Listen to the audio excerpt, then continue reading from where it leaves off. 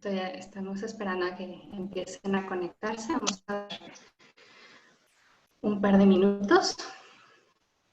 Buenos días, bienvenidas, bienvenidos. Estamos dando un par de minutos para que quienes se registraron a este seminario terminen de conectarse. Ya estamos aquí con todas nuestras invitadas a este seminario.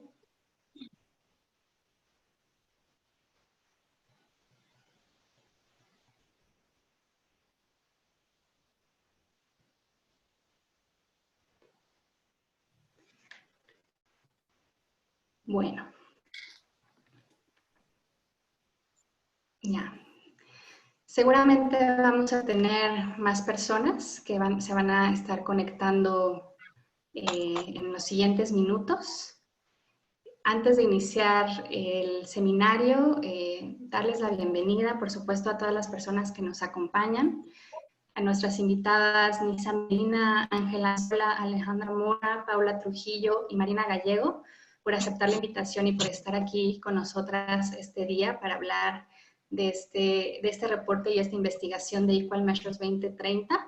Antes del inicio formal al seminario, me presento. Mi nombre es Cecilia García. Yo soy la coordinadora para América Latina y el Caribe del proyecto Equal Measures 2030 y coordinadora de proyectos del Comité de América Latina y el Caribe para la defensa de los derechos de las mujeres. Unos avisos para que ustedes puedan interactuar y podamos tener un espacio de diálogo al final. Las y los participantes de este seminario, ustedes van a ver en la parte inferior de su pantalla dos botones. Uno que es el botón de chat. Ahí les pedimos, si quieren, que se puedan presentar para saber de dónde nos acompañan. Quienes están aquí esta mañana con nosotras. Y también van a encontrar un botón de preguntas y respuestas. Ahí ustedes pueden ir planteando sus preguntas, comentarios para cualquiera de nuestros panelistas o para mí, para la moderadora. Y vamos a hacer también un esfuerzo con mis colegas del CLADEM para ir respondiéndolas por escrito y también poder hacer recuperarlas para la sesión de preguntas y respuestas al finalizar las intervenciones de nuestras invitadas. Entonces, muchas gracias por estar aquí y pues sin más demora, vamos a comenzar. Yo les voy a dar una breve introducción de qué es Equal Measures 2030 para quienes no nos conozcan. Y después hablaré un poco de lo que es el reporte Cambiando la Tendencia hacia la Igualdad de Género, para después dar paso a las presentaciones de nuestras panelistas que estarán contextualizando este reporte. Quizás algunas y algunos de ustedes ya nos conocen y saben un poco de nuestro trabajo, pero para quienes no, ahora no puedo, perdón, no puedo hacer el cambio de la presentación. Una disculpa. Nada más un minuto. No sé por qué no puedo cambiar la presentación.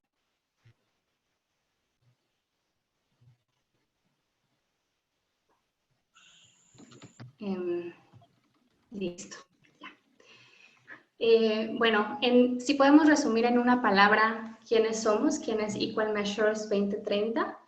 Equal Measures conecta los datos y la evidencia con la incidencia y la acción para la igualdad de género. Somos un consorcio intersectorial que vamos de lo global a lo local. Tenemos 10 organizaciones que forman parte de este consorcio. Son organizaciones de la sociedad civil que junto con organizaciones del desarrollo y del sector privado hicimos un esfuerzo para conformar esta alianza que busca conectar el trabajo de incidencia a nivel global con lo regional y lo nacional. La manera en que trabajamos a nivel nacional es a través de alianzas estratégicas con organizaciones en diferentes países, que son los que ustedes pueden ver en esta diapositiva. En América Latina y el Caribe estamos en Colombia en este momento. En el pasado trabajamos con El Salvador y estamos buscando en este momento una próxima socia nacional en América Latina y el Caribe. Este esfuerzo nace en 2016 y la idea detrás de la creación de Equal Measures 2030 fue acelerar y centrarnos en las promesas de igualdad de género que se hicieron en torno a los objetivos de desarrollo sostenible, porque tenemos la firme creencia de que estas promesas tienen un potencial enorme para transformar la vida de millones de mujeres y de niñas alrededor del mundo. La manera en que Equal Measures 2030 y sus socias, incluida el Comité de América Latina y el Caribe para la Defensa de los Derechos de las Mujeres, buscaron hacer esto, fue a través de la creación de una herramienta que es el Índice de Género de los ODS de 2019, que lanzamos en junio del año pasado. Este índice de género, esta herramienta, hace una medición del estado de la igualdad de género en 129 países alrededor del mundo, en 51 temas de igualdad vinculados a los ODS. Importante decir que estos 129 países abarcan el 95% de las mujeres y las niñas en el mundo.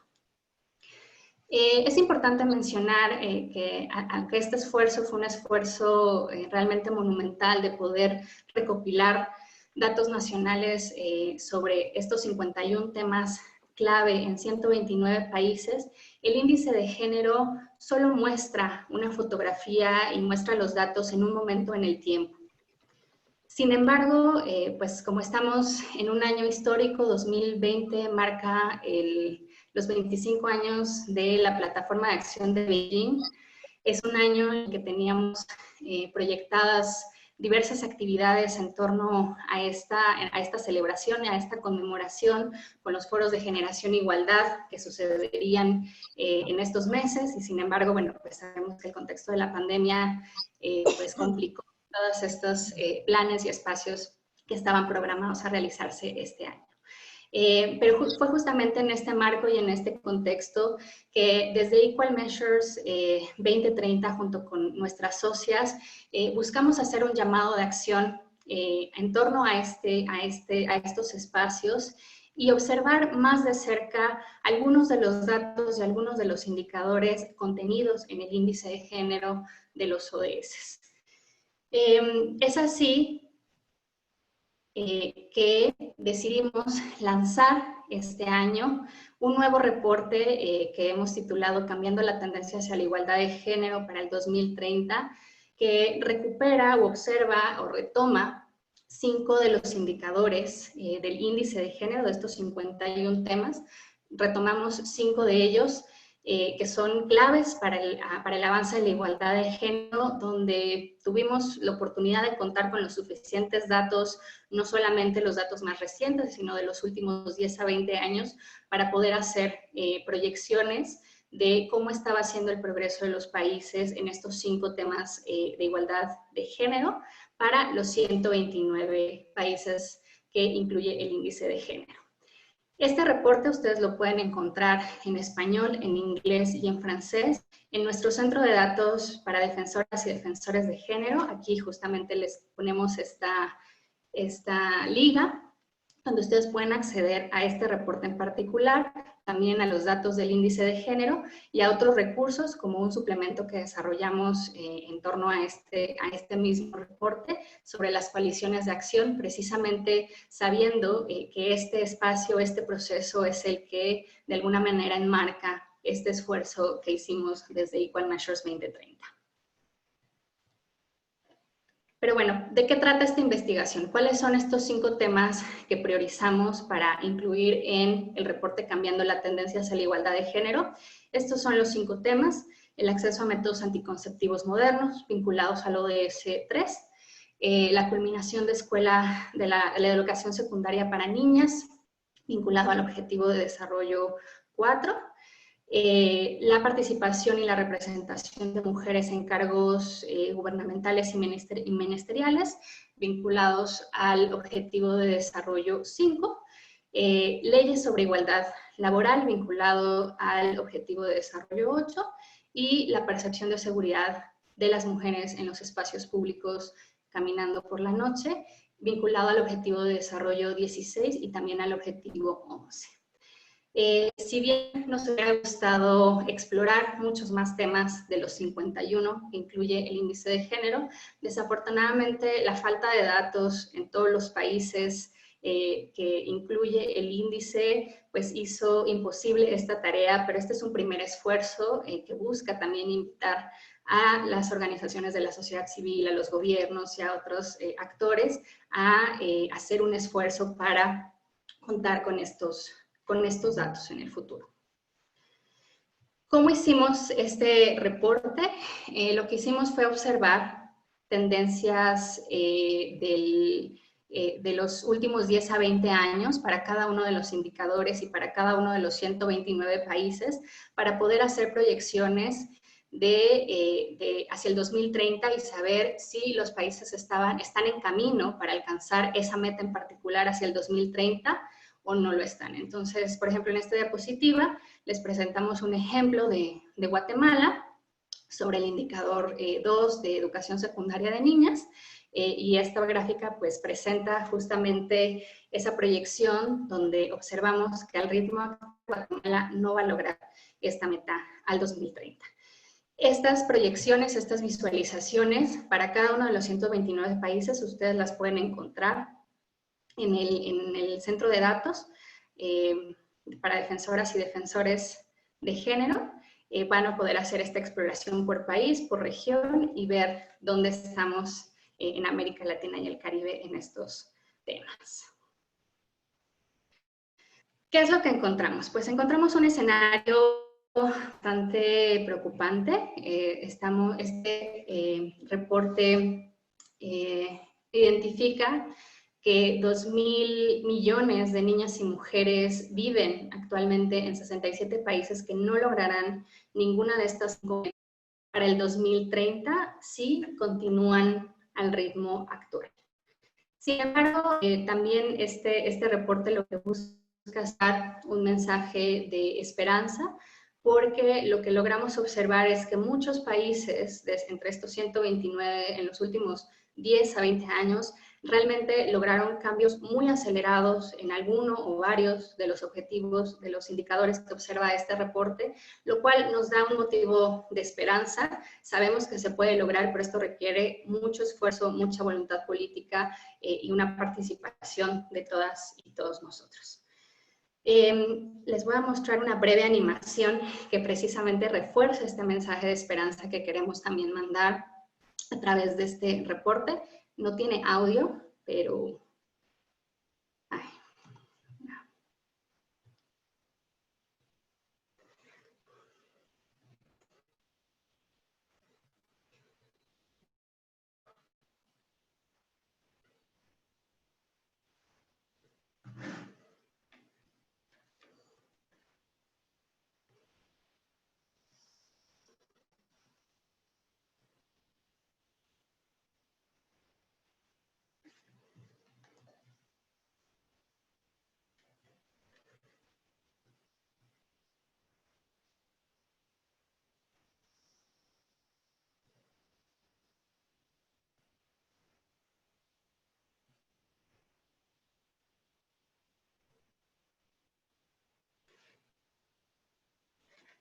Bueno, ahora sí vamos a dar paso a las participaciones de nuestras invitadas, quienes estarán contextualizando estos datos. Como yo les comentaba, este es un reporte que presenta un panorama global, que trabaja con datos nacionales, pero sabemos que es importante saber cuáles son esas realidades y cuáles son esos retos que no nos están permitiendo avanzar tan rápidamente como quisiéramos para lograr estas metas que nos hemos planteado hacia el 2030. Y es por eso que hemos invitado a nuestras panelistas de hoy para poder hablar sobre cada uno de estos temas y poder escuchar de sus voces sus experiencias, su trabajo, y que nos puedan dar también un poco de luz sobre lo que tendríamos que estar haciendo en estos 5 temas. Voy a darle la palabra en primer lugar a mi colega Nisa Medina, asociada del CLADEM Honduras, quien nos estará hablando del acceso a métodos anticonceptivos y cuál es el panorama de la región para este indicador.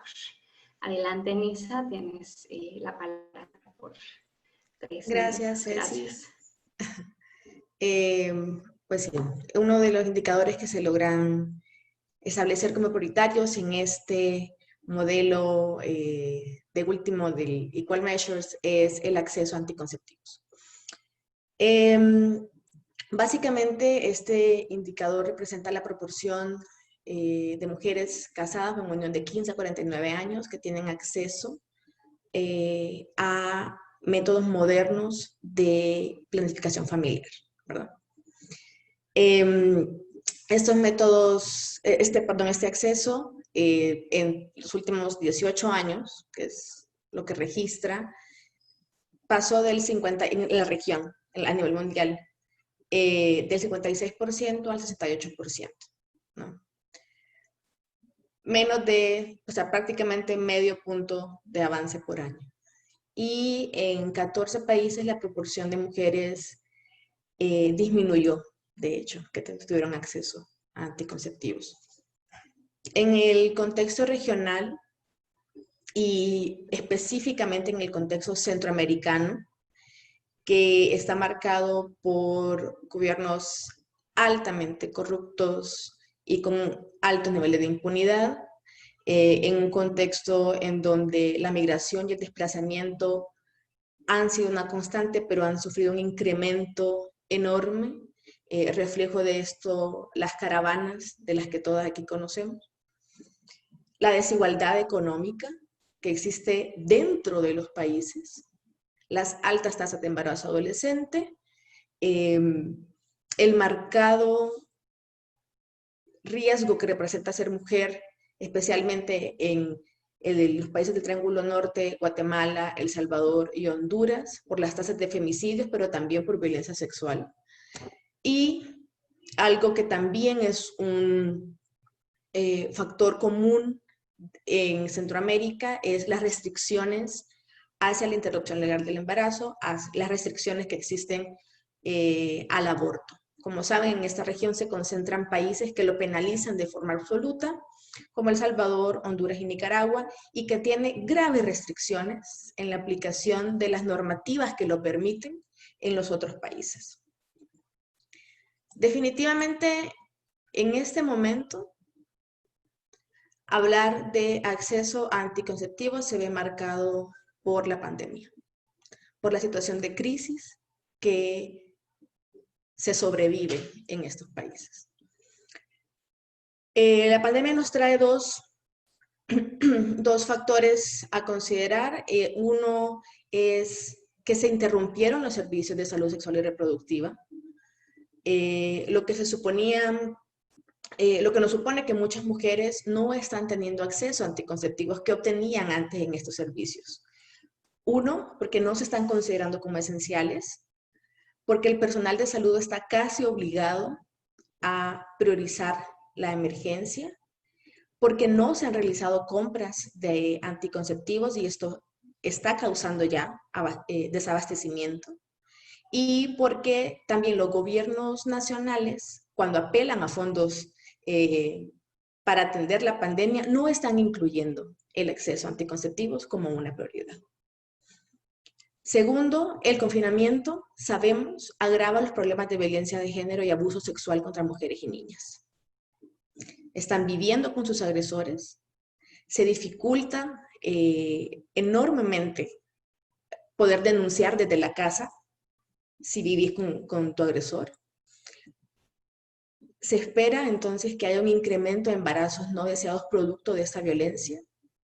Y también los estados fallan al dejar inactivos muchos de los servicios de atención a violencia de género que existían, como casas refugio, líneas de ayuda o respuesta inmediata de la policía, por ejemplo, o la fiscalía.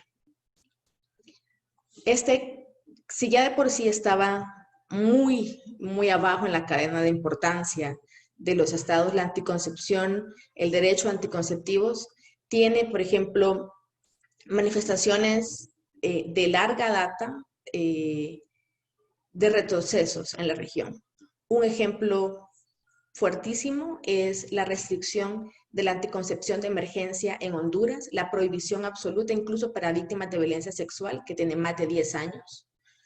Y un ejemplo reciente, por ejemplo, lo encontramos en Costa Rica, en donde se decide, por ejemplo, trasladar 7 millones de dólares del Instituto Nacional de la Mujer al Instituto Mixto de Ayuda Social, que tiene un enfoque asistencialista y que no,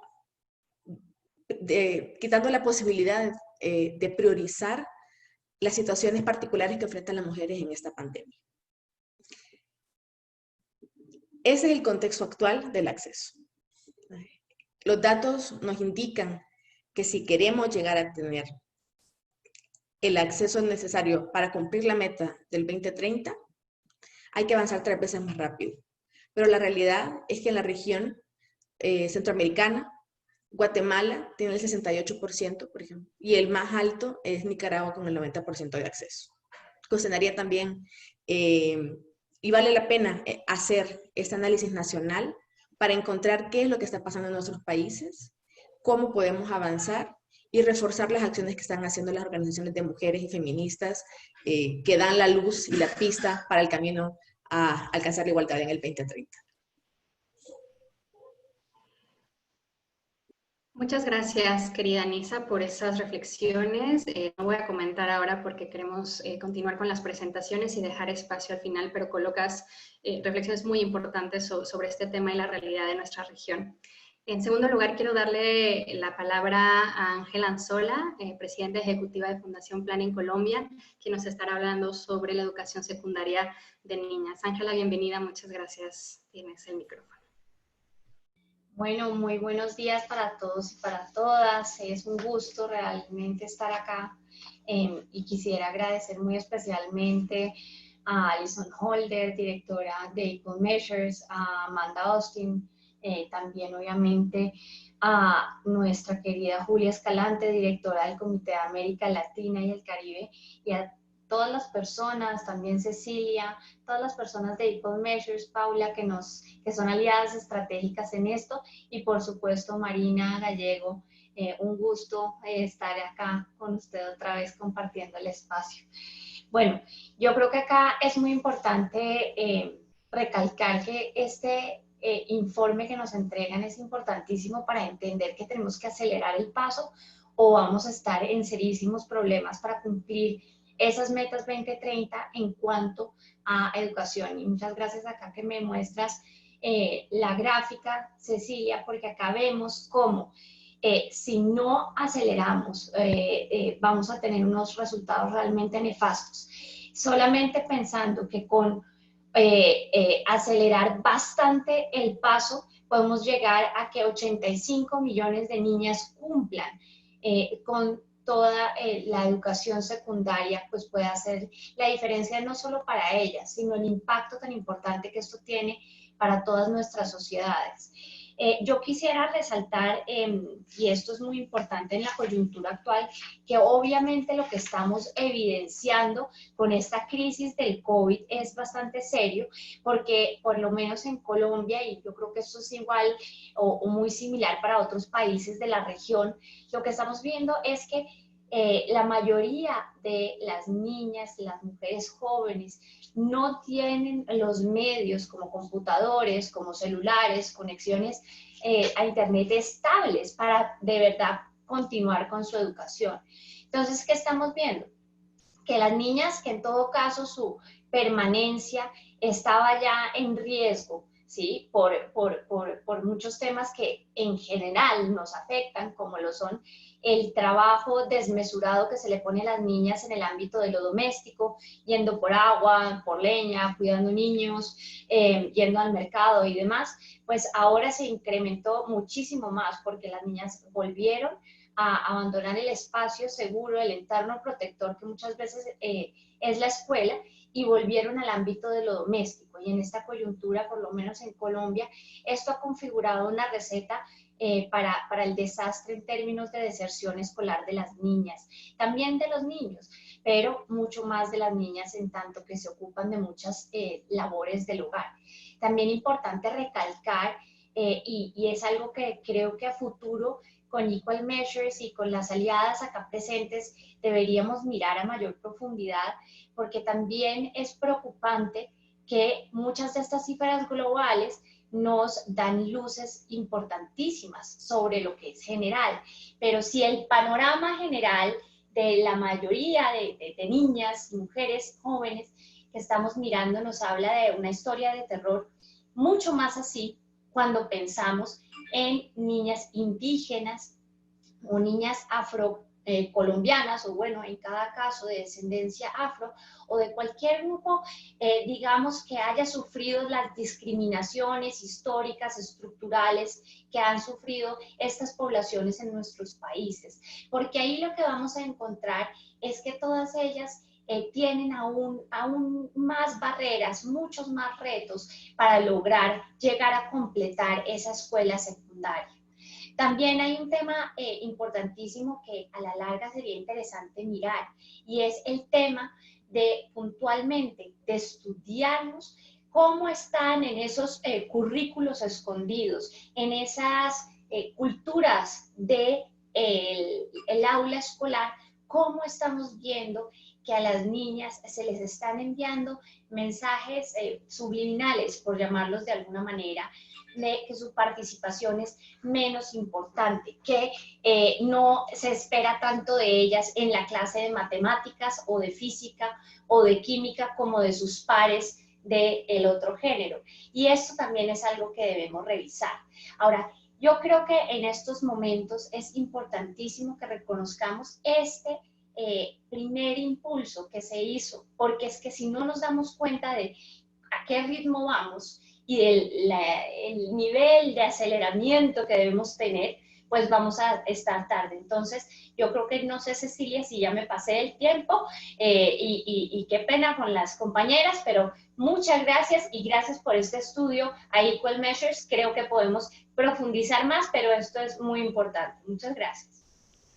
Muchas gracias, Ángela. No, estás perfecta en el tiempo. Muchas gracias también por estas reflexiones que colocas y visibilizar también aquellos grupos de niñas que tienden a ser los más invisibilizados, ¿no? Y sobre todo también cuando de datos se trata y de estadísticas, ¿no? Y de cómo se recogen sus propias experiencias, qué es lo que sucede, ¿no? Y en este indicador en particular, y tanto tú como Nisa han centrado también esta discusión en el contexto actual que estamos viviendo frente a la pandemia, lo cual es muy importante y vamos a profundizar también un poco más adelante. Quisiera dar la palabra ahora a nuestra tercera invitada, Alejandra Mora Mora, que es la secretaria ejecutiva de la Comisión Interamericana de Mujeres de la OEA. Ella nos estará hablando sobre la participación de mujeres en cargos ministeriales y en altos cargos de gobierno, pues donde también ella tiene muchísima experiencia. Muchas gracias por estar con nosotras, Alejandra. Tienes el micrófono.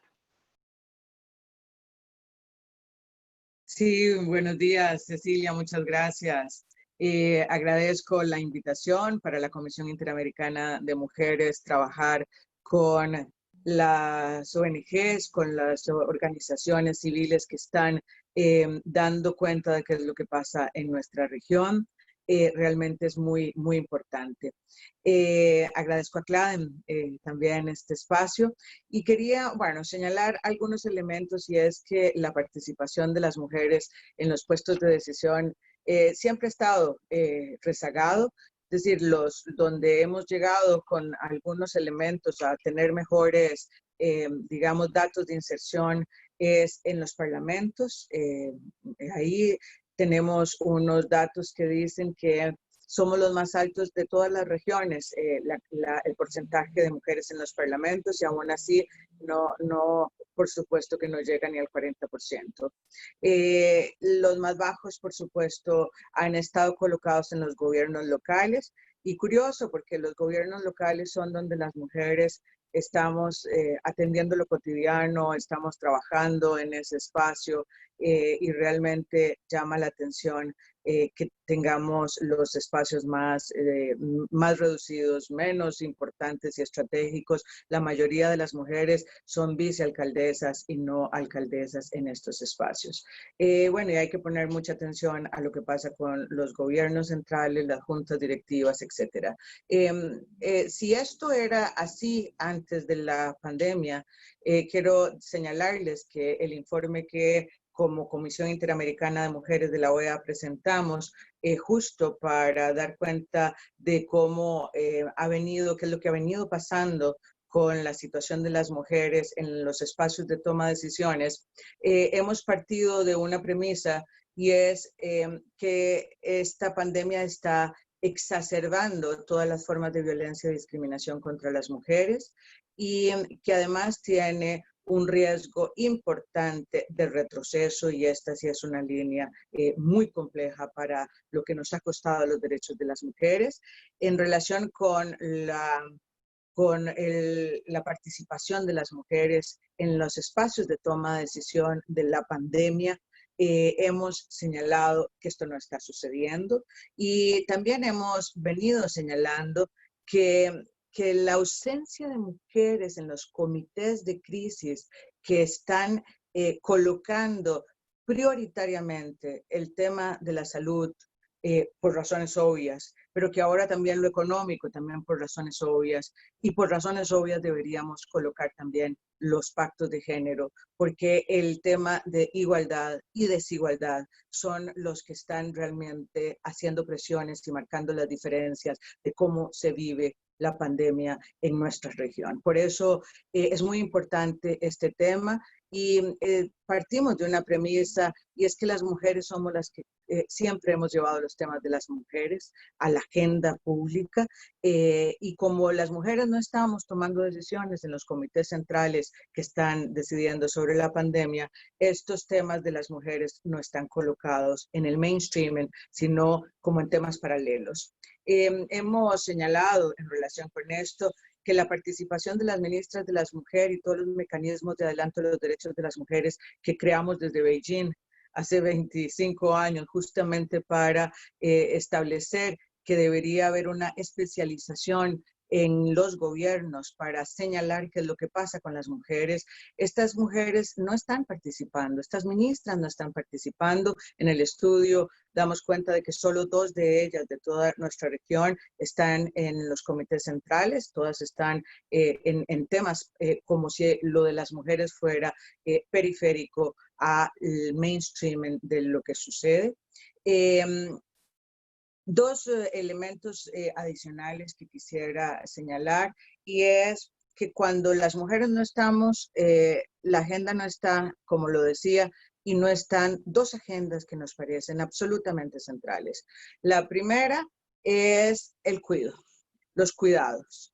Imagínense que todo lo que ocurría en el mundo de lo público ahora ocurre en el mundo de lo privado. Ya de por sí había una tensión en el uso del tiempo de las mujeres de más de un 40%, y lo que está sucediendo es que esta elasticidad de las mujeres para siempre hacer el cuidado de las personas ya no tiene más elasticidad. Se rompió esa posibilidad, y entonces el tema de los cuidados, que ahora implica acompañar a los procesos educativos, que ahora implica teletrabajo en la casa, que ahora implica la atención de las enfermedades crónicas, todo eso hace que los cuidados tengan una tensión que no, y que esté colocándose en una emergencia que hay que ponerla en la reflexión. Pero también, y los han señalado, está colocando una pandemia nueva, la que ya teníamos, que es la pandemia de la violencia, porque el statement "quédate en casa" ha significado convivir con los ofensores. Las 2 soluciones sobre esto es resignificar los liderazgos de las mujeres, y me parece que hay reacciones interesantes cuando nosotros tenemos 6 o 7 países cuyas presidentas son mujeres, y estos países tienen las mejores gestiones en relación con la pandemia. Hay una mirada que hacer sobre resignificar que sin los liderazgos de las mujeres, la empatía, la forma de tomar decisiones. Hay que también colocar en la reflexión la paridad, y la paridad no solamente como una mitad y mitad, sino un tema de justicia, de democracia, de derechos de las mujeres, pero la paridad tiene 2 significados adicionales: son las condiciones para ejercer los puestos de decisión, ausentes de violencia política que se están dando tanto en nuestra región, pero también el compromiso de estas mujeres de luchar y visibilizar la agenda de las mujeres, porque quienes estamos en los puestos tomando decisiones estamos fruto y producto de las reivindicaciones que el movimiento de mujeres y las mujeres en todos los puestos hemos venido haciendo. Termino señalando que si esto pasa con los liderazgos en la representación política, imagínense los liderazgos de la sociedad civil, que están aún más invisibles y que mueven la agenda locales y la agenda de lo cotidiano de las mujeres, y esto también hay que ponerlo en contexto y visibilizarlo cuando hablamos de los liderazgos de las mujeres. No sé, Cecilia, yo podría seguir hablando sobre esto un buen rato. Además nos apasiona porque son lo que está sucediendo en la región y cómo visualizarlo y hacer medidas rápidas para que no suframos retrocesos, que es el riesgo que tenemos con esta pandemia. Gracias, Cecilia, un abrazo a todas. Muchas gracias, Alejandra. No, has colocado temas también centrales y sobre todo cuando tú hablas no solamente de la importancia de que las mujeres lleguen a los cargos de toma de decisión, sino también de que tengan las condiciones para hacerlos. Este indicador parece central para acelerar y lograr los cambios que necesitamos ver en los otros indicadores que hemos estado comentando y ahora en los siguientes 2 que comentarán mi colega Paula y Marina. Has tocado el tema de la violencia, que también es parte de esta conversación, y yo creo que cada uno de estos temas merece un seminario por sí mismo, y esperamos tener la oportunidad de tener otros espacios de diálogo y para seguirlas escuchando, porque yo creo que sus experiencias son súper valiosas y súper interesantes y nos ayudan a entender realmente qué es lo que tendríamos que estar haciendo para cambiar estos números, ¿no? Y estas cifras, y para cambiar la vida de las mujeres y de las niñas. Voy a darle la palabra a mi colega Paula Trujillo. Ella es oficial de Política e Incidencia de Equal Measures 2030, quien nos hablará del indicador sobre leyes de igualdad laboral. El micrófono es tuyo, querida Paula. Muchísimas gracias, Cecilia, por darme la palabra, y también buenos días a todos y a todas, y muchas gracias a mis colegas de panel. En línea con lo que se ha expuesto, ahora quisiera hablar sobre los hallazgos de nuestro reporte sobre la tendencia que se ha registrado con relación a las leyes de igualdad laboral para las mujeres. En el plano global, en muchos países los sistemas legales no protegen a las mujeres contra la discriminación en la fuerza laboral. El indicador usado en nuestra investigación captura la medida en que los países tienen leyes que exigen la igualdad de género en el lugar de trabajo. Este cubre la lucha contra la discriminación, la igualdad salarial, el permiso de ausencia remunerada, el trato a trabajadoras embarazadas y las leyes que imponen restricciones sobre los tipos de trabajos que una mujer puede hacer o no. A raíz de nuestro reporte, pudimos ver que al ritmo actual de cambio se alcanzará el objetivo mundial solo en el año 2051. Si bien no ha habido un cambio negativo frente a las leyes laborales a nivel global, sí se ha presentado un estancamiento en este tema en todas las regiones. En 2009, solo 16 países, todos en Europa y en América del Norte, recibieron una puntuación del Banco Mundial de 100 puntos por sus leyes de igualdad en el lugar de trabajo. Ya en 2020 este número cambió a 36, repartido en 4 regiones. Sin embargo, esto quiere decir que 93 países más deben actualizar sus leyes y todos los países deberán avanzar 2 veces más rápido en este tema si queremos cumplir con la meta global para el 2030, tal y como lo podemos ver en la gráfica. Para la región de Latinoamérica y el Caribe, el puntaje de los países de la región en nuestro indicador oscila entre los 100 y los 40 puntos, en una escala de 100, siendo Perú y Paraguay los que tienen el puntaje más alto de 100, y Guatemala, Belice y Jamaica con 40. Sin embargo, es importante precisar que este indicador solo tiene en cuenta si los países cuentan con leyes claves para el tema de igualdad laboral y no su implementación, por ejemplo, tema que en la región ha sido un impedimento en lo que respecta a la igualdad de género y a la garantía de los derechos de las mujeres. Sabemos que muchos países tienen un sistema legal robusto, sin embargo, el efectivo cumplimiento de la ley, su implementación y su financiación se han presentado como un reto. Adicionalmente, hay otros aspectos primordiales a tener en cuenta para medir el progreso o no de nuestra región en temas de igualdad laboral para las mujeres. Al ser una región que presenta altos índices de desigualdad económica, como lo mencionaba mi colega Nisa, muchas personas dependen de la economía formal para garantizar su sustento. Y hemos visto que el 54% de las mujeres en Latinoamérica y el Caribe hacen parte de este sector informal, lo que quiere decir que estas mujeres no están cobijadas por las leyes laborales de igualdad que este indicador representa. Y además que estamos dejando atrás a más de la mitad de las mujeres, no solo en términos de leyes de igualdad laboral, sino en temas de protección de sus derechos laborales en general. Según otros datos de nuestro índice sobre este tema, todos los países latinoamericanos oscilan entre un puntaje de 65 y 48 sobre una escala de 100 en lo que respecta al pago igualitario entre hombres y mujeres por realizar un trabajo similar. Según el ranking que hicimos desde Equal Measures 2030 sobre este indicador, desafortunadamente todos los países de la región tienen un puntaje deficiente. Adicionalmente, y como lo han mencionado anteriormente mis colegas, no podemos hablar de este tema sin hacer referencia a los efectos que ha tenido la crisis del COVID-19 en las mujeres actualmente. Según la OIT, en Latinoamérica y el Caribe, la pandemia ha causado la pérdida de más de 14 millones de trabajos a tiempo completo. En la región, 50% de todos los trabajos se desempeñan en los sectores más expuestos a esta crisis, como lo hemos visto que son los del comercio y los servicios. Y hay una especial preocupación por la salud y el empleo de las mujeres, ya que estas representan un 70% del sector de la salud y más del 50% del sector del turismo y de los servicios. Según la CEPAL también, si los efectos del COVID continúan y se llevara a una pérdida de ingresos del 5% de la población activa económicamente, la pobreza podría aumentar 3.5 puntos porcentuales en la región, lo que significaría que 107 millones de mujeres en la región se encontrarían en una situación de pobreza. Quisiera concluir que si bien las leyes sobre igualdad laboral están cambiando positivamente, como lo hemos visto en nuestro reporte, el nivel de desigualdad salarial sigue siendo alto y aún falta mucho para garantizar que las leyes de igualdad laboral para las mujeres se implementen plenamente, no solo en los niveles centrales, sino en todas las regiones de los países en Latinoamérica. Y más aún en un panorama como el de hoy, en el que nos vemos enfrentados a los efectos de la pandemia, que ha afectado desproporcionalmente la vida de las mujeres, incluyendo sus derechos laborales, pero también el logro general de los objetivos de desarrollo sostenible para el 2030. Muchas gracias, Cecilia. Muchas gracias, querida Paula, y por colocar pues igual temas centrales, entre ellos el tema del trabajo informal de las mujeres y lo que esto significa, y cómo contar con leyes y buenas leyes en la región no necesariamente implica que éstas se implementen y se cumplan a cabalidad para garantizar los derechos laborales de las mujeres.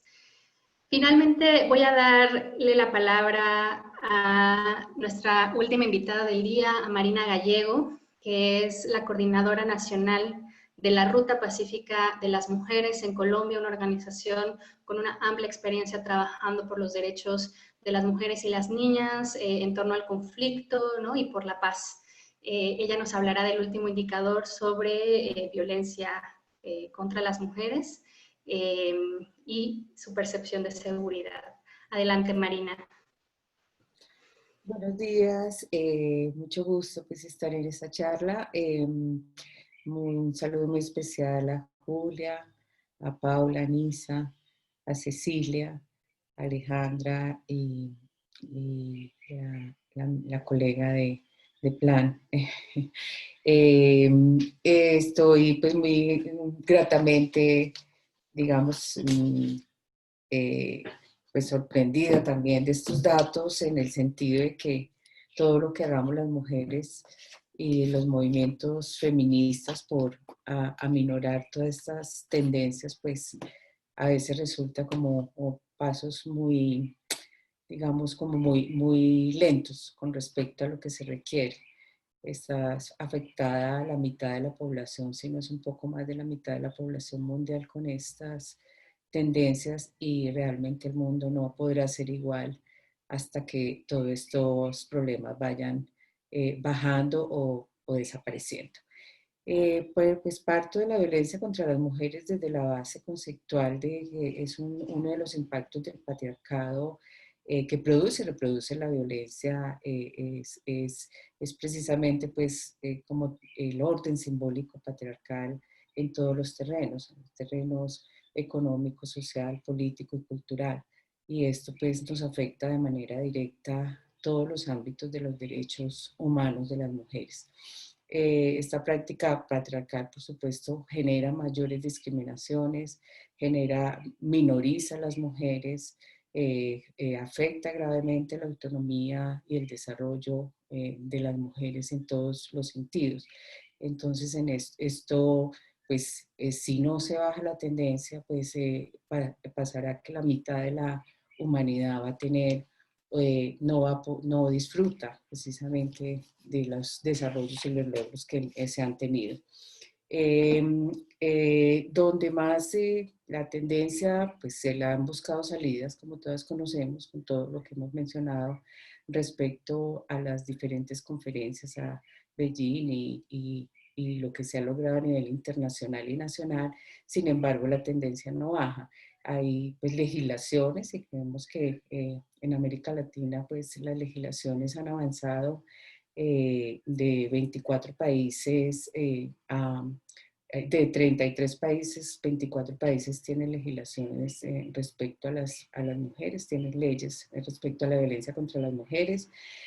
Hay legislaciones que tipifican pues, el feminicidio, que esto también es muy importante, y también se han logrado legislaciones respecto a otros tipos de violencia en términos de las minorías, en términos del transporte público y otras, ya se me fueron los 3 minutos, entonces, y otros tipos de violencia. Sin embargo, no, continúa, Marina, adelante, continúa. ¿cómo?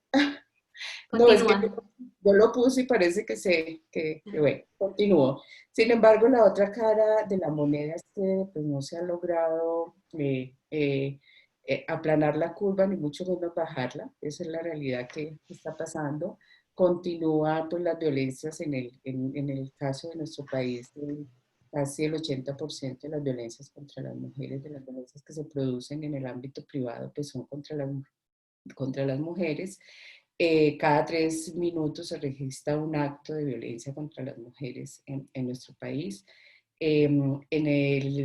Han sido, pues el feminicidio tampoco baja levemente en el 2018 y 19, pues más sin embargo, al parecer este año pues se aumenta más con la pandemia, que como hemos visto en todos los países esto ha crecido.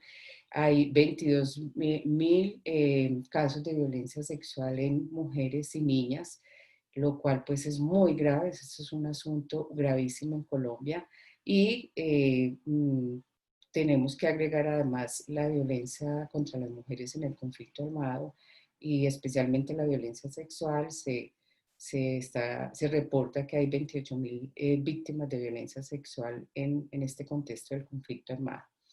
Tenemos otro problema agregado en Colombia que es el asesinato de líderes y lideresas, lo cual pues ha aumentado, ha ido en aumento cada año y en este momento pues podemos hablar de un 17% de estas mujeres líderes, lideresas asesinadas por su liderazgo, lo cual pues es digamos, otro tópico de la violencia que se da en Colombia. La pandemia, por supuesto, como en todos los países, ha incrementado las violencias. Ahí se ha aumentado en más de 500% las llamadas a la línea que ha establecido el gobierno nacional y los gobiernos locales para la denuncia de esta situación en pandemia y en cuanto a la violencia intrafamiliar, y ha habido hasta ahora en la pandemia, son en la pandemia 113 casos de violencia, de feminicidios de mujeres de marzo a junio. Este dato es de junio, o sea que no está julio y lo que vamos de agosto. Lo que entonces se está demostrando es que no solo con las legislaciones, porque puede decirse que hay avances legislativos, pero si no se fortalece la justicia, que sería pues una de las salidas importantes digamos, a trabajar para aplanar la curva, todos los elementos culturales, pero además todo lo que hemos mencionado en este panel respecto a las mujeres, a los derechos de las mujeres, esto es lo que posiblemente vaya erradicando las violencias contra las mujeres. Hay que establecer políticas de reparación también para las mujeres víctimas. Esto es un delito, la violencia contra las mujeres, y requiere medidas reparadoras que también creemos que puede bajar esta tendencia y disminuirla hasta erradicarla. Consideramos nosotras pues que el trabajo de la legislación puede estar ya muy avanzado, pero el crimen de violencia contra las mujeres no se va a disminuir si no hay si no es una visión más holística de cómo tratarlo. Muchas gracias. Muchas gracias, Marina, y por colocar este tema fundamental del acceso a la justicia de las mujeres, donde nuestra región tiene aún muchísimos retos. Consciente del tiempo, quiero darle la palabra a mi colega Julia Escalante, quien va a moderar esta última parte para el cierre. Me parece que tenemos un par de preguntas en el chat y había unas personas que alzaron la mano, si pueden colocar también sus preguntas en el chat. Una de esas preguntas me parece que era para Ángela y otra para Alejandra, pero te doy la palabra, querida Julia, para moderar esta última parte antes del cierre. Muchísimas gracias, Ceci, muchísimas gracias a todas nuestras panelistas, porque justo han colocado esos temas en donde hay retos importantes, y si bien este informe nos da fotografías muy ilustrativas de la situación que guarda el avance en la implementación de los objetivos de desarrollo sostenibles en nuestra región, lo que han comentado pues es justo los retos, ¿no? Y en ese sentido hay varias preguntas. Una dirigida a Ángela, que recojo del chat y de la sección de preguntas y respuestas, dice, ¿qué serían las recomendaciones que podríamos hacer para diseñar estrategias que devuelvan a las niñas, niños y adolescentes a las aulas después del abandono escolar que se ha podido ya sentir en varios de nuestros países provocados por la pandemia? ¿Qué estaríamos pudiendo recomendar en ese sentido? Ángela, por favor. Bueno, Julia, yo creo que esa es la gran pregunta, la pregunta del millón, diríamos acá en Colombia, pero creo que hay estrategias importantes y que las debemos llevar a cabo desde diferentes niveles. Yo creo que sí, las autoridades educativas deben hacer un gran esfuerzo, porque no sé cómo sea en otros países, pero por ejemplo acá en Colombia tenemos un modelo de educación bastante descentralizado, ¿no? Está el Ministerio de Educación Nacional que da los lineamientos nacionales, pero las entidades territoriales ya tienen a cargo sus presupuestos, sus maestros y demás. Yo creo que desde el nivel local es importantísimo que realicemos todo tipo de esfuerzos para volver a ubicar esas niñas en donde estén, sobre todo aquellas niñas rurales, aquellas niñas pertenecientes a grupos étnicos, para volver a traerlas hacia la escuela. Y en ese sentido, también, y ya pasando un poco del sector educación, pasando a un sector que tenemos acá nosotros que tiene todo que ver con el Departamento de Prosperidad Social y de Bienestar Social, para revisar también qué incentivos podemos darle a las familias, incluso de cash transfers y otro tipo de incentivos para que los niños y las niñas regresen a la escuela. Entonces, creo que debe haber un esfuerzo importante desde el nivel gobierno, a nivel nacional, pero también a nivel local.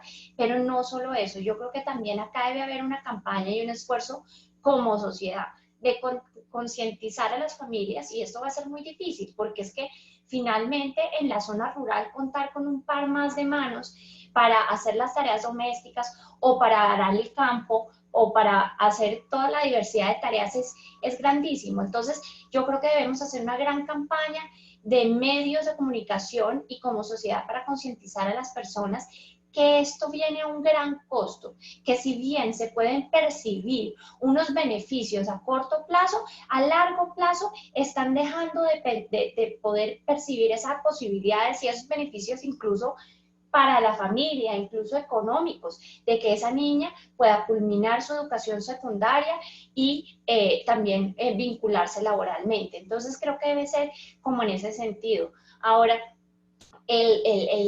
digamos que esto suena muy bonito y muy fácil de hacer, pero la realidad es que hoy en día yo veo que estamos un poquito dormidos en ese sentido y que creo que falta el empuje por parte de las autoridades de pararse en la cabeza y decir, acá tenemos un problema gravísimo que puede tener un impacto hacia las siguientes 3, 4 décadas en términos de deserción escolar de niños y niñas. Esto, qué pena, y ya, bueno, para no alargarme, pero esto también va mediado en Colombia, en las zonas rurales donde estamos teniendo todavía actores armados, ¿no? Al margen de la ley, que están empezando de nuevo a reclutar menores de edad. Esto es algo a lo que le tenemos que tener el ojo encima. Acá, no solo las niñas, obviamente en este caso, más los niños son quienes están siendo reclutados, pero es otro punto para tener muy en cuenta. Y en ese sentido tenemos que hacer todo un esfuerzo para estar desde las autoridades y desde el campo del sector defensa muy pendientes del reclutamiento de menores de edad.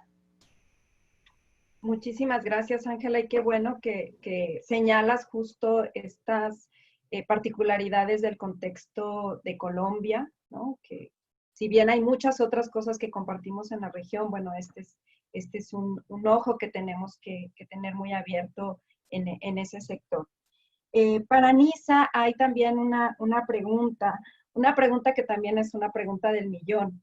¿Cómo hacer accesibles los métodos anticonceptivos en estos momentos en medio de la pandemia, en contextos además de tanta restricción como lo es Honduras y otros países en Centroamérica? Particularmente hay la preocupación de esto que ya mencionaste, del incremento de la violencia sexual contra niñas y adolescentes y de la tendencia hacia que esto se traduzca en embarazos infantiles forzados, ya que en estos países está penalizada la interrupción del embarazo.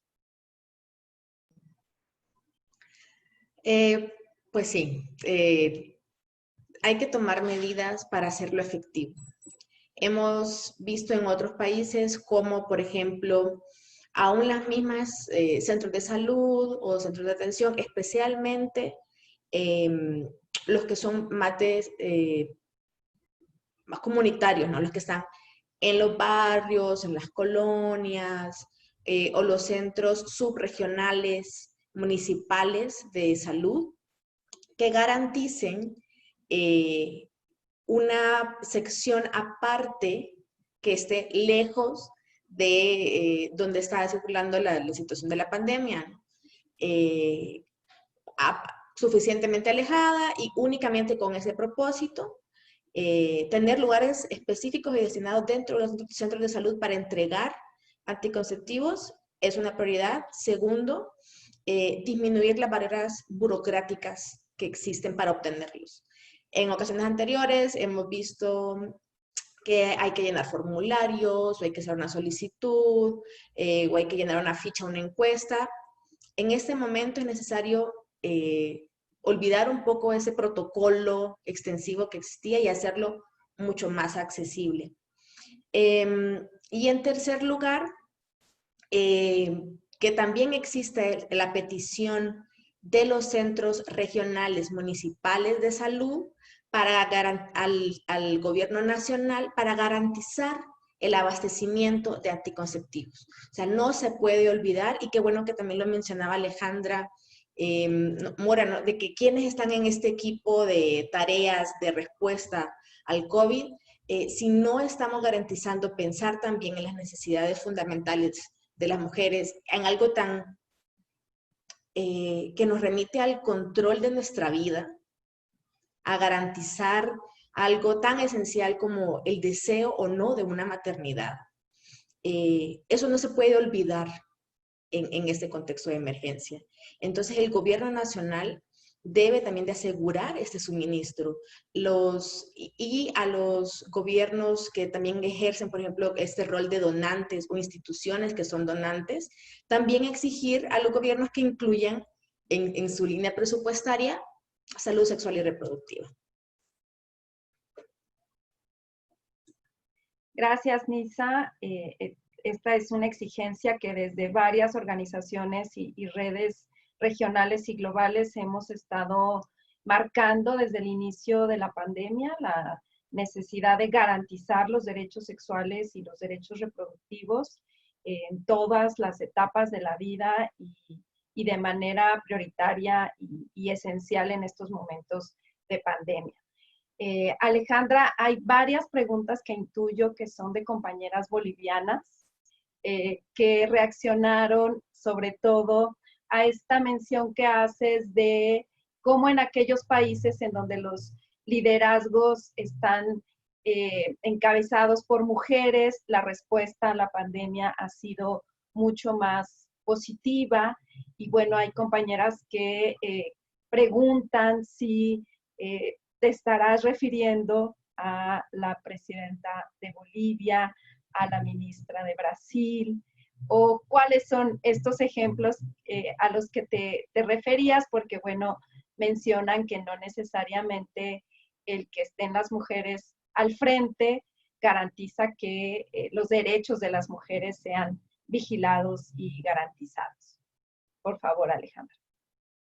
Sí, muy buena pregunta y siempre es un contexto en el cual hay que reflexionar y es si por ser mujer inmediatamente llevamos nuestras agendas. Y me parece que tendría que decir dos cosas fundamentalmente. Esta debería ser una exigencia de todas a quien se sienta ahí. Es decir, cuando una mujer se sienta en un puesto, tiene que saber que es producto de las luchas históricas de las mujeres y que esas luchas históricas de las mujeres tienen que ver con colocar nuestra agenda, con representarnos, con entender la sororidad, con transformar la agenda, porque si algo hemos generado nosotras es entender que la perspectiva de género no es para llegar y describir que nos pasa esto y a los hombres y que a las mujeres nos pasa diferenciadamente, sino para transformar las condiciones en las cuales se está operando y para transformar lo que sucede con los derechos de las mujeres. El esfuerzo mundial que se ha hecho por reconocer en quienes han liderado países del mundo sobre las gestiones que han tenido, son aquellos que ligan una buena gestión a la mujer. Y entonces me estaba refiriendo a países como Islandia, como Alemania y otros donde los resultados de la gestión están aparejados y están, digamos, liderados por mujeres. Y en estos países en los cuales hay profunda evidencia, son países en donde estamos intentando identificar algunas de esas características que hacen que las mujeres, estas mujeres, puedan gestionar de mejor manera la pandemia.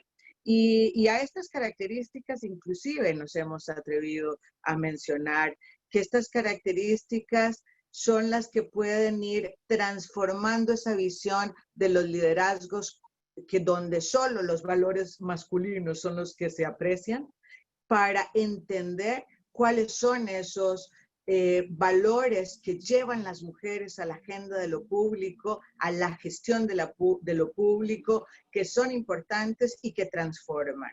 Y voy a poner un ejemplo que en estas investigaciones se han venido haciendo, y es la empatía. La empatía y los cuidados. Es decir, ¿quiénes somos las que durante milenariamente hemos hecho los cuidados y qué es la habilidad que se requiere durante esta pandemia si no es hacer cuidados. Y entonces, bueno, una mujer que pueda llevar esta agenda, que pueda tomar decisiones, conteste con esta agenda, descolocar que se trata de una guerra, sino que se trata de cuidar la vida de las personas. ¿Y cómo se hace eso? Colocarse en las necesidades de las otras para poder tomar decisiones que tengan que ver con la comprensión de que hay impactos diferenciados sobre los hombres y las mujeres.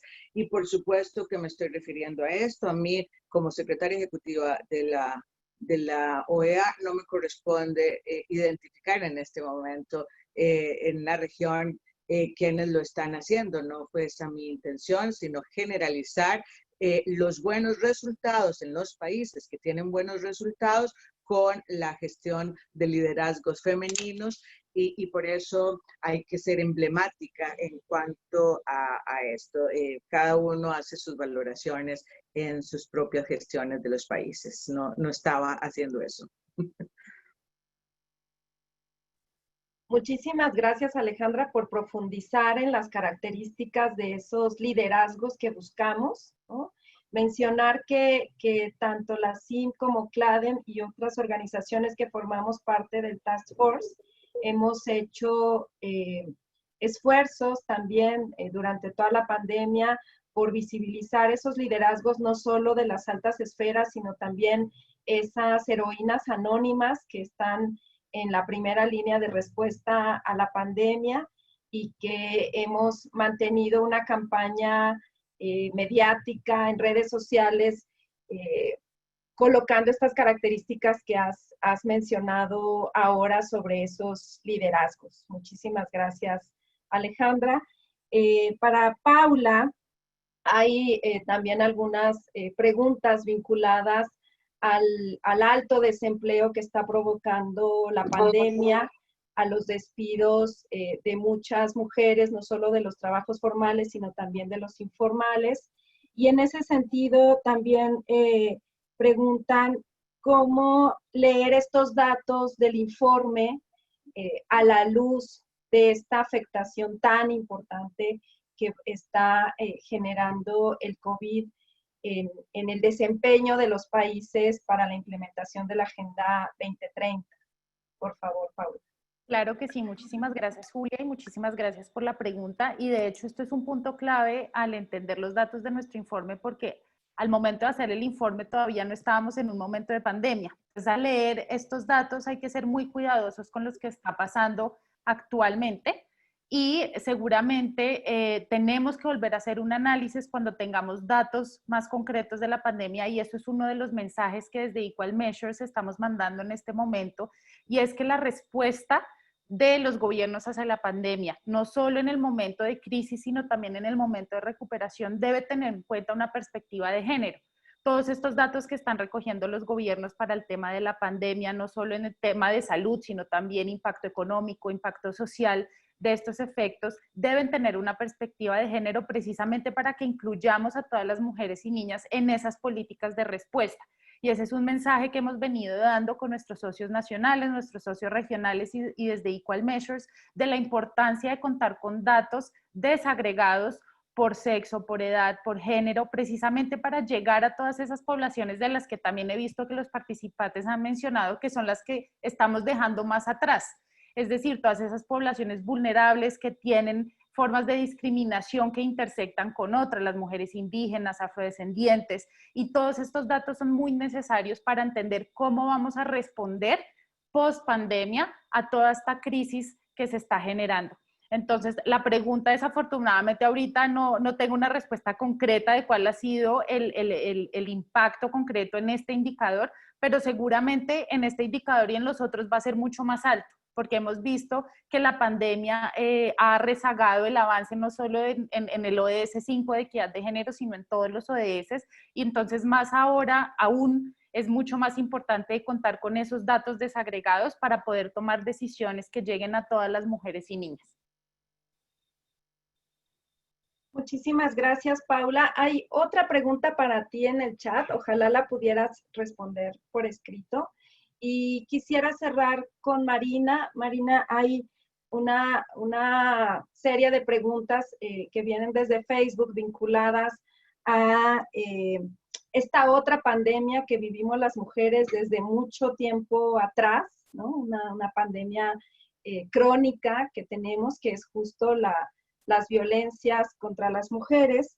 Y la pregunta que nos hacen es, desde la sociedad civil, ¿qué propuestas tendríamos para el escenario de la nueva normalidad o la post-pandemia para efectivamente enfrentar esos estragos que el COVID ha dejado en la pandemia de la violencia contra las mujeres?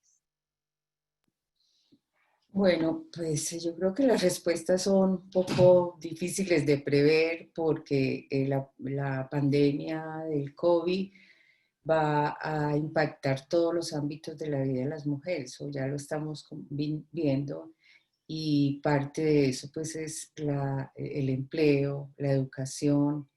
Creo que ahí es muy importante también ver cómo la calidad, tanto la cantidad como la calidad de la educación va a afectarse, especialmente a mujeres pues, con más condiciones de vulnerabilidad.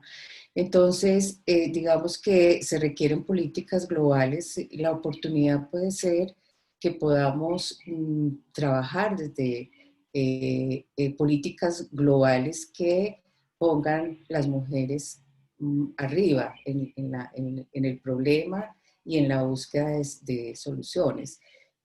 Yo creo que algo positivo, entre comillas, que se logró, que se ha logrado en esta pandemia es que mundialmente ya se mire y se haya puesto el ojo en que las violencias contra las mujeres aumentaron precisamente por la situación que tenemos de estar con los agresores dentro de la casa y porque no hay pues mecanismos expeditos o mecanismos que finalmente lo hagan que esto no pase, que las mujeres pues estén protegidas dentro donde debe ser nuestra mayor protección, que es nuestros hogares. Entonces creo pues que ahí lograr eso, visibilizarlo mundialmente, que los países se hayan tenido que poner a establecer algunas salidas concretas. En Colombia pues lo ha habido y eso es importante, pero bueno, el problema de fondo no sale, no se logra. Yo pues sigo pensando que son salidas holísticas, que son salidas como las que estamos diciendo para todos los ámbitos, todo ese bloque de derechos de las mujeres y de protección de los derechos de las mujeres tendrá que tender a disminuir la violencia y erradicarla.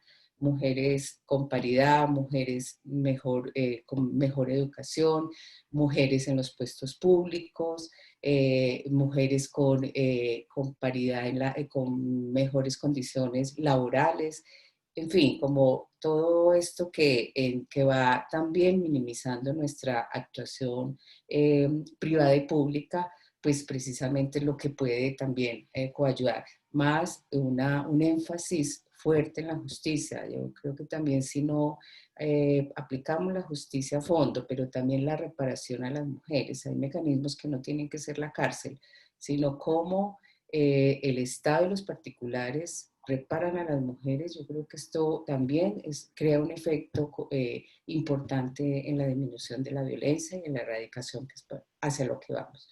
Yo no sé si contesté la pregunta, pero creo que por ahí son las salidas. Puede ser una oportunidad en la pospandemia, pero no creamos tener derechos, como decían las feministas italianas. Yo creo que podemos también quedar en el último lugar para las políticas pospandemia. Entonces, me parece que la tarea es inmensa. Nos podemos devolver muchísimo y quizás esta tendencia de 2030 entonces se revierta también a esas aspiraciones que tenemos. Muchísimas gracias, Marina, y muchísimas gracias a todas por su participación. Le dejaría la palabra a mi compañera Cecilia para cerrar este primer seminario que estamos lanzando. Esperamos tener otros espacios para profundizar en cada uno de estos temas y en cada uno de los indicadores que están vinculados a los objetivos de desarrollo sostenibles relacionados con la igualdad hacia las mujeres. Por favor, Ceci. Muchísimas gracias nuevamente por acompañarnos. A nombre también de nuestra directora Alison Holder de Equal Measures 2030, de la responsable de incidencia de Equal, Amanda Austin, y por supuesto agradecerte a ti también, Julia, como coordinadora del CLAN, nuestra socia regional en América Latina y el Caribe, por este espacio, por su tiempo, sus reflexiones. Y por acompañarnos a comentar este reporte, cerrar diciendo que sin duda hay una brecha de datos importantísima, que este reporte no cubre precisamente por esta disponibilidad de datos que tenemos en nuestros países, pero esperamos que esta se vuelva una herramienta para la incidencia, para visibilizar esos temas de los que no estamos hablando, que no están visibilizados, y poder seguir esta conversación. Muchísimas gracias nuevamente a todas y a todos los que nos acompañaron también. Muchas gracias. Saludos. Bueno, gracias, hasta luego. Gracias, Ángela, Alejandra, Marina, Nisa y Paula. Muchas gracias. Gracias a ustedes. Gracias a todas y todos los que nos acompañaron por acá y por Facebook también.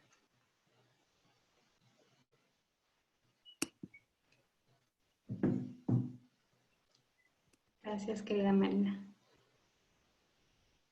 Pues damos la transmisión, querida Julia, porque está